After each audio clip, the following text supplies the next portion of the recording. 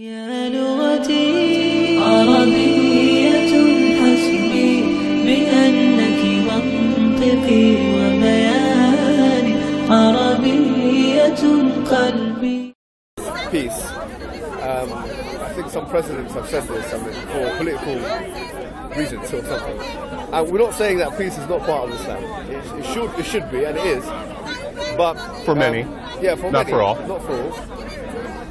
But generally speaking, it's a religion of submission to God. That's what it means. It comes from the Arabic word Islam. So the idea is, our thesis, or the Islamic thesis, is simply that all the prophets and messengers, similar prophets and messengers that you would find in the Old Testament, like Abraham and Noah and Moses, have told the people to believe in and worship in one God and do good deeds. Yeah. And that is the right pathway to God. And so we believe that the Prophet Muhammad was the final prophet that came to basically crystallize this message for all people. And he came to obviously the primary audience of the Arabian peoples of his time, but by extension to all of the human beings on the face of the earth for all time. So that's basically the thesis, the Islamic thesis, in a nutshell. I think the major difference between Muslims and Christians, there is a great deal of overlap. In fact, Muslims are told to acknowledge the previous dispensations. So things like Christianity and Judaism, we're told to acknowledge the previous dispensation. In fact, the Prophet has been told to affirm the reality and the truthfulness of Jesus Christ, for example. Okay, let me ask a question here. If that's true of Islam, why isn't Islam and Christianity working together to do what Jesus taught? Now, this is where the point of difference comes along. The Islamic thesis says that we should follow the previous dispensations in their original message, but that somewhere along the line, Christianity as a religion was distorted. That's the message, right? That's what we believe. But you still believe that Jesus was a prophet and you need to do what he was taught? Yes. So we as Christians believe that Jesus needs to be listened to, he needs to be believed, and we need to do what he's taught. Yeah, exactly. So we would say why aren't we doing that together? We would say that Jesus Christ, what he taught wasn't that he believed that he was God himself or the Son of God. I'm not talking about that. Yes. Jesus said love your neighbor. Yes, yes. So why aren't we doing that? Why aren't we doing that? Jesus says love your enemy. Yes, yes. Why aren't we doing that? Well, that's a good question. Jesus says take care of those in need. Why aren't we doing that? Why aren't we doing it together? You're right. Why aren't we doing That's a good point. It's probably the hypocritical nature of human beings in a general sense. I think you're right. So I think we need to get rid of our pride. Why aren't we taking care of each other? Why are we killing each other? Yeah, this is why the thing. We need to get rid of our pride. Christians are killing Muslims. Yeah. Muslims are killing Christians. Christians Why are are we killing doing that? Christians as well. Christians are killing everybody. Muslims are killing everybody. We're killing innocent people. Why are we doing it? Human beings are killing human beings, I guess. But often we do it in the name of our faith. Accept it. And that's wrong. Yeah, That's very Why are we stopping that? I think that if you look at the broad, strokes of history, from even if you look throughout the medieval period, where you had the 100 Years' War, and you had, even in England, the country that we live in, right, you had the tensions between Catholics and Protestants. Obviously, before that, you had the Crusades. You had lots of things which, from a Christian perspective, a lot of Christians were using colonialism. Christians were using their faith to justify these things. Nowadays, in the international relations scene, we see that Muslims also use their faith to justify acts of terror and things like that. So we say that that's wrong. It's wrong. But what I would say is our Christian tradition has never done that. The tradition has to be distinguished from those who follow it. Our Christian tradition, the Mennonites, have never done that. They have never killed for their belief. The Mennonites. Oh, okay. We've never killed for our beliefs. We've died for them. Yeah. We've had everything taken from us for them, but we've never killed for them. But you do consider yourself Christians, yeah? Absolutely. I would say I'm more of a Christ follower. I want to do what Jesus does. Yeah. All right. So I would say to you, look, it's a fallacy. It's a logical fallacy to make a sociological extrapolation from either historical perspective or contemporary perspective, and then make a judgment on a religious tradition based on the sociological extrapolation. It could be the case that people who follow a faith are following it wrong. So, for example, And I would say most of our Christian tradition follows it wrong. yeah, okay. And I would say So- some. and And what do you say about Islam? Same thing. I would say that the majority of people that are Muslims, the 1.8 billion, would not be representative of the Islamic tradition. I'm not representative of the Islamic tradition. I try my best to, let's say, follow the Islamic tradition, but I'm certainly not representative of it. And that's why we have to be mature enough, I think, Yeah. in the age that we're living in, to kind of differentiate between that which the followers of the religion do as compared to that which the religion says it is, Yes. which we have to go to Absolutely. religious books for that.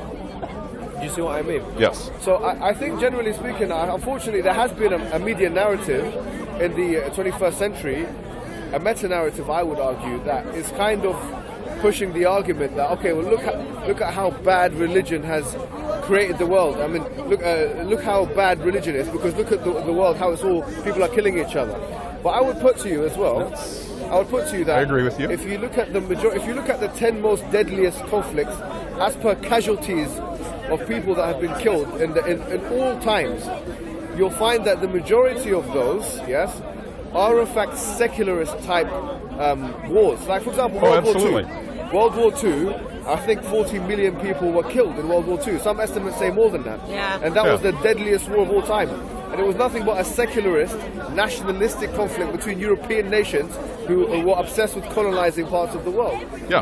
The same thing applies with World War I, you could argue, Yes. right? Which is not in the top 5, but certainly in the top 10 of deadliest wars that have happened. Another thing, No, look at Vietnam. yeah, Vietnam. I mean, That was pure secularist. Yeah, It was so- materialism. It was greed. exactly, It was, right? So I would put to you that if we were playing the game of using sociological extrapolation, either whether it be historical or contemporary, in order to make a judgment on a particular ideological tradition or religious tradition, then really secularism and nationalism would be the most to blame, if you Yes. think about it. Yeah. The quest for territory. Yeah, The quest I for was wealth. actually looking at the numbers recently, and there are different numbers, obviously, in history. But to be honest with you, in terms of the deadliest conflicts of all time, I would put to you that in terms of religion, Islam is actually at the bottom of the list of the 6 world major religions. People that are responsible for deadly conflicts, Muslims are at the bottom of the list as it relates to if you look at the historical timeline. At the top of the list, if you talk about religion, is Christianity. Yeah. If you think about colonialism, for example, the colonialization of the Americas, yeah, a lot of that was premised on a Christian proselytization and missionary work. The colonization of Spain. If we're talking about, once again, the Crusades, if we're talking about the 100 Years' War, which is an interwar between different Catholic and Protestant warring factions, these are actually the most deadly wars of all time, and they were committed by Christian peoples. Yeah. So I wouldn't say that that's a reflection of Christianity, though, because me and you have both read the Bible, we've both read the New Testament, we've both seen what Jesus has said. Yeah. Right? But if we were playing that game, the Muslim wouldn't necessarily be.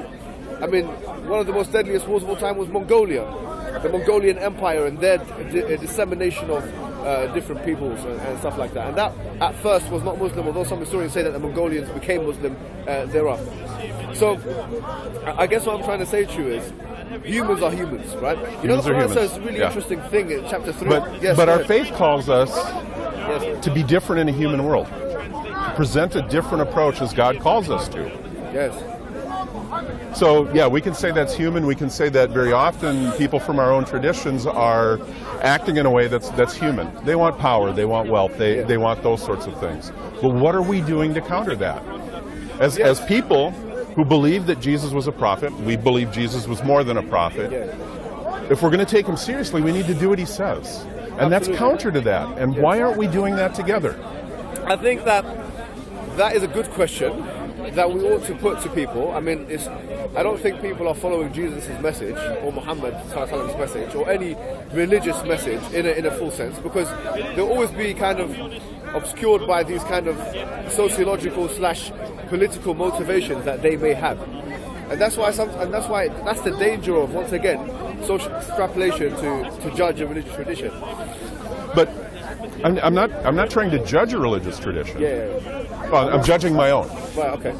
I'm not judging yours. I'm judging my own when I say these sorts of things. How do we bring that about differently? Yeah. How do we? I mean, our tradition says we're in the world but not of the world. We live differently.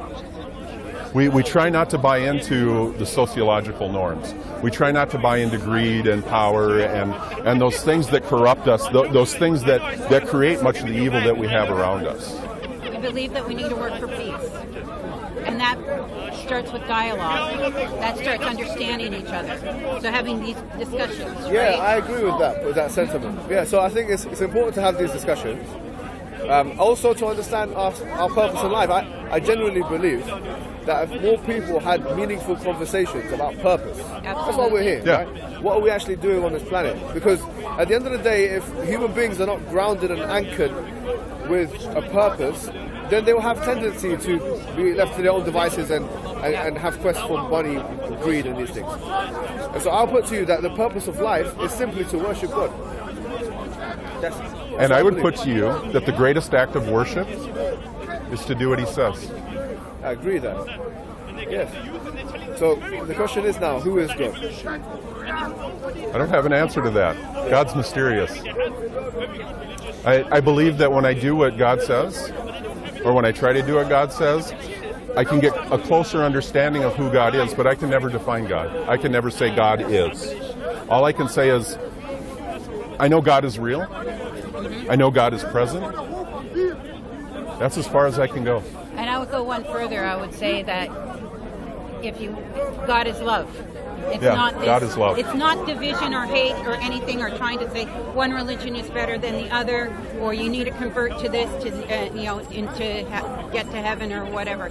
God is love, and you need to start with the basis of love. Can you tell me something about your particular? You said the Mennonites. We're Mennonites, yes. What does that mean? Mennonites are one of the traditions from Anabaptism. We believe Jesus is who he says he is. So who does he say that he is? We believe he says he's the Son of God. Okay, not God. No, he's the Son of God. Yeah. Okay, not God. That's We what believe that because Jesus is who he says he is, we need to take him seriously. Yeah. When he says love your neighbor, we need to love our neighbor. When he says love your enemy, we need to love your enemy. We can find nowhere that it says killing your enemy is loving. Yeah, of course. Take care of those in need. Yes. Live simply so others can simply live. Be generous. Be forgiving. Be gracious. And live in community with each other. You need to get to know each other. We believe in the priesthood of all believers, which means there's no superior religious leader. We're in it together. We need to understand faith and life together. We need to wrestle with it. We need to talk about it. We need to be vulnerable about it. So we've been kicked out of some of the best countries in the world because we won't fight wars. Yeah. We won't kill for our religion. We'll die for it. Many have died. Yeah. We've lost land. We've lost homes. We've lost everything Are we've you had over the pacifistic? centuries. Yeah, Yes, we're pacifist. pacifists. Oh, okay. Yeah. And the Mennonites have set up a number of peace organizations around the world, have worked for peace for 5 centuries. Mennonites are right in Palestine, Palestine, working with the Palestinians. Yep. It's right there. So what's interesting is you don't believe that Jesus is God, though. Well, Jesus is the Son of God. Jesus is the Son of Well, God. 3 in 1. I If you go to the Trinity, then Yeah. yes, Jesus is God. Yeah, it's all Holy Spirit. But to understand a distinction, for human understanding, we need a distinction. All right. So the thing is, what we would say, right, is that this idea of the Trinity was a later development. Yeah, like the 2nd century, Yeah. So it which is wasn't- 400 years before Muhammad. yeah, okay. So Muhammad rejected it. All right. Because you've got Origen, you've got Athanasius, you've got who else would have been in that time period that already wrestled with these ideas, saying that there was 3 in 1. None of them said that there was 3 in 1. Justinian, Origen, all of these church fathers, none of them mentioned the Trinity. The Trinity was first mentioned formally in the Creed of Constantinople in 381. But it had to be present before it was mentioned there. Well, it wasn't really, because if you think about it, if you look at the kind of previous, in 325 in Nicene Creed, But that's still 200 years before Muhammad. It doesn't make a difference where Muhammad was in the equation. It really doesn't. I think it does. Why? Because he's rejecting a part of tradition that he claims to be a part of. No, it's not that. It's because if you think about the claim is this, right? The claim is that Jesus Christ came from God. He's a Messiah. He's a messenger, right? But that for political reasons, for historical reasons, or whatever, when Christianity entered the Roman Empire, that there was a development of what then was called.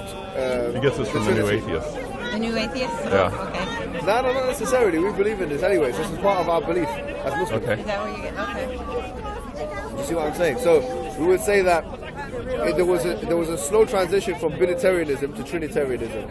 That's why you'll find that, for example, if you look at 325, the Nicene Creed, yeah, the Holy Spirit is mentioned, but he's not mentioned as Lord, but not as God. But in 381, he's mentioned as God. And you'll find that in that time period between, you have the Arians or the subordinationists who argued against the idea of a formal Trinity and the fact of co-equality between the three gods in the Trinity, or the three persons of God, or whatever. So I guess what I'm saying is that since we can see that this is a development which has been absorbed, possibly because there was Greek myth, and if you look at most of the ideas of the Greeks, a lot of it was gods and semi-gods and demigods and heroes and all these things. Well, you had literally a god and his son, yeah, like so Zeus and Hercules or something, yeah. And this could have easily been absorbed by those who, putting the creed together, such to the extent whereby the Trinity was then formed. And if you think, but not having been there, you can't say that's what really happened.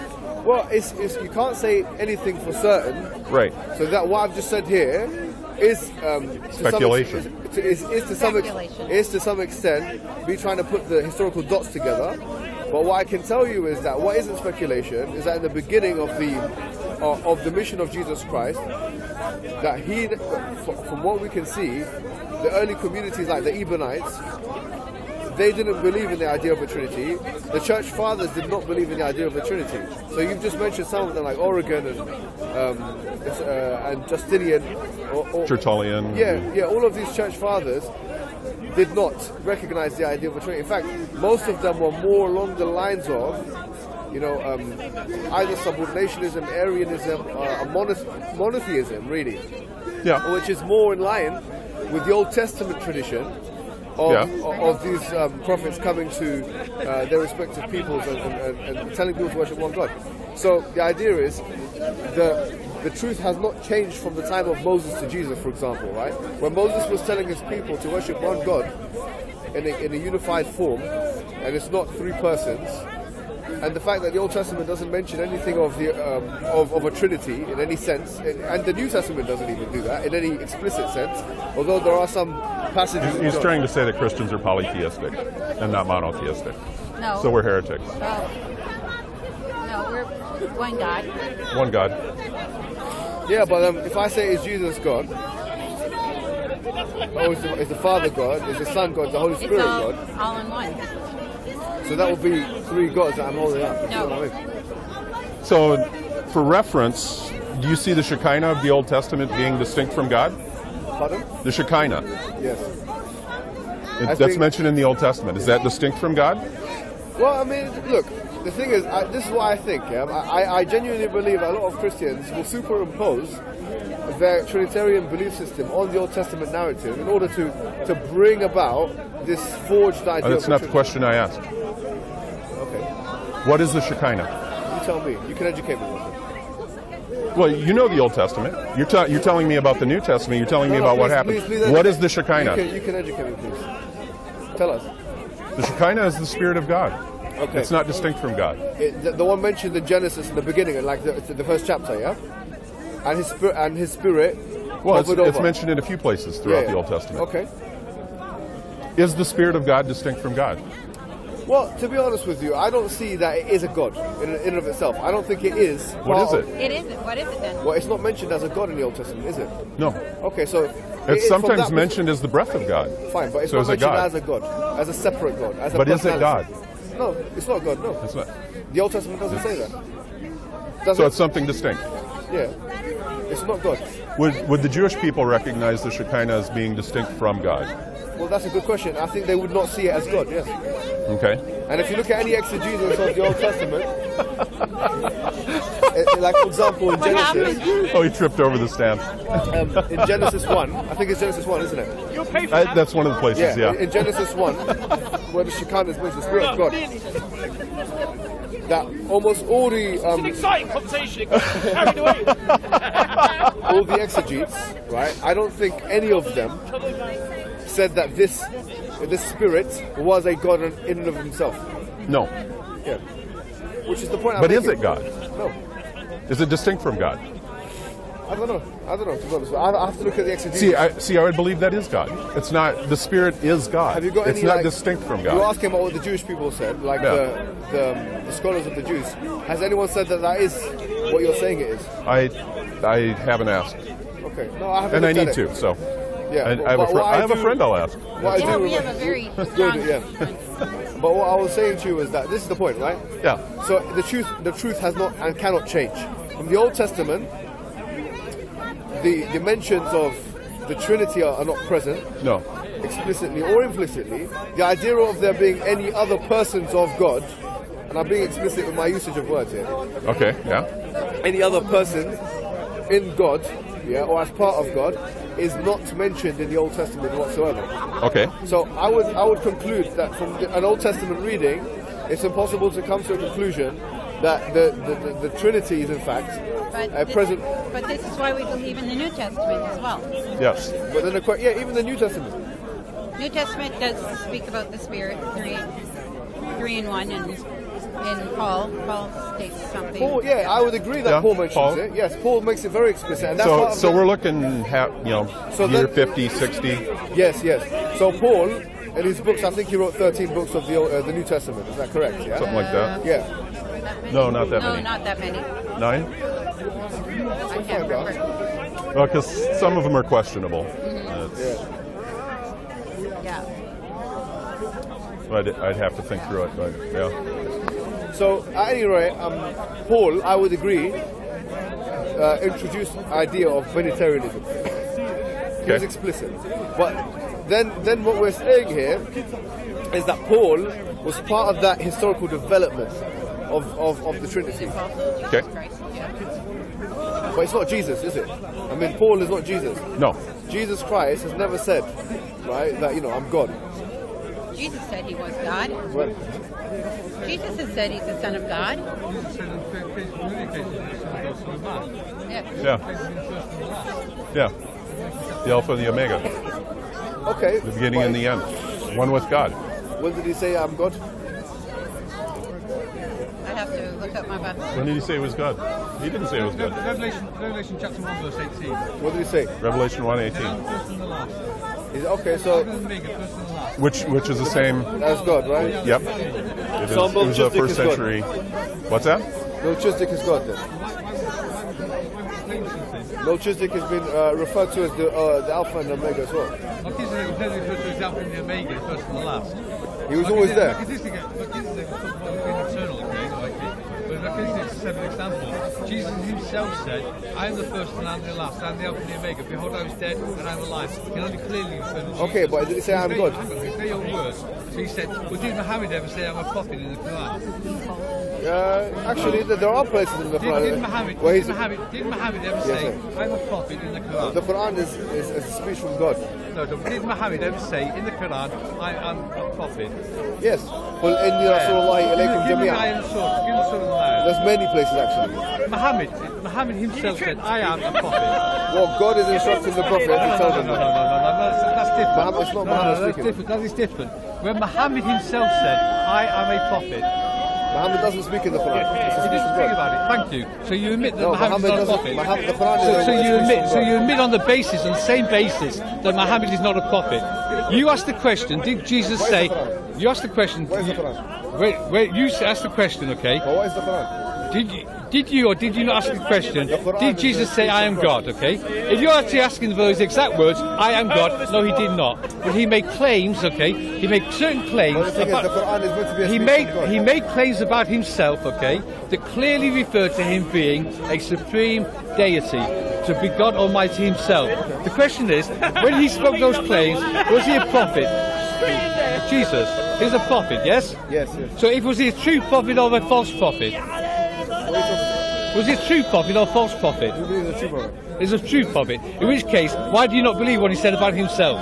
What did he say about himself? He said, "I am the first and the last, I am the Alpha and the Omega, the beginning and the end." Did you believe that if a Did he or did he not say that? Did he or did he not say We don't know that? if he said that, because the Bible has been corrupted. No. You make the claim that the Bible's been corrupted. How can you claim? No. Now you're running away from the point, my friend. You're talking about the Bible, okay? If you're talking about the Bible, my friend. What's your name? I'm Stephen. How you doing? You good? I'm going to pray Maghrib and come back to you. Maghrib We met to go ourselves anyway. I don't know, Yeah. We'll But- talk afterwards, yeah? But I'm still going to come back to the point that I made before. Yeah. You do not believe that Jesus is God or the Son of God. Yes. I do. Okay. But we both believe that we need to take Jesus seriously. Yes. Why can't we do that together? Let's do that together, man. What's your name anyway? You are great, man. Mohammed. That's Steve. You are great. I love this Yeah, discussion. it's good, man. Yeah. There's a little bit of something to think about. We'll talk It later, is. It Steve, is. Yeah. Okay, who does this belong? يا لغتي عربية حسبي بأنك منطقي وبياني عربية قلبي